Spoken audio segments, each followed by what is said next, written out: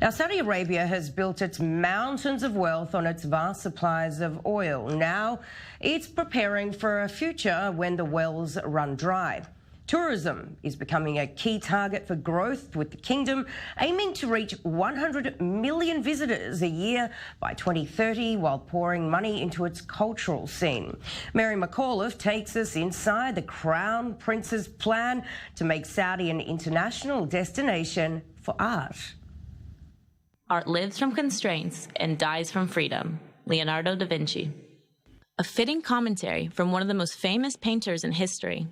A massive secret art purchase by the Saudi royal family is highlighting the complex relationship between art and creative freedoms in a society ruled by Islamic hardliners and religious police.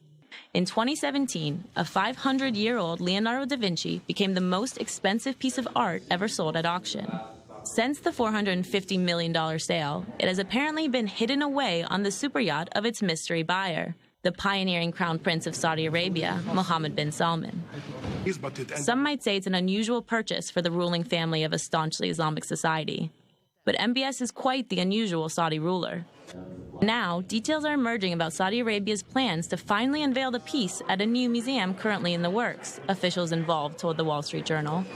But it is far from the most ambitious of Saudi Arabia's art plans. All this investment in culture are part of a broader program of reinventing the local heritage and then attract tourism through this art piece. The goal is not only to bring these pieces in Saudi Arabia to show them to Western visitors. The goal is to build a whole system of museum institutions that will host artwork and heritage. Saudi Arabia is facing a looming crisis, now confronting the reality that the vast sources of oil which has fueled the kingdom's wealth for years are increasingly drying up. Unveiled in 2016, Vision 2030 aims to diversify the oil-dependent economy. Making tourism a key target for growth, the kingdom is aiming to reach 100 million visitors a year by 2030. Beyond preparing for a post-oil economy, the kingdom's ambitious cultural drive aims to change the perception of Saudi Arabia, both at home and around the world.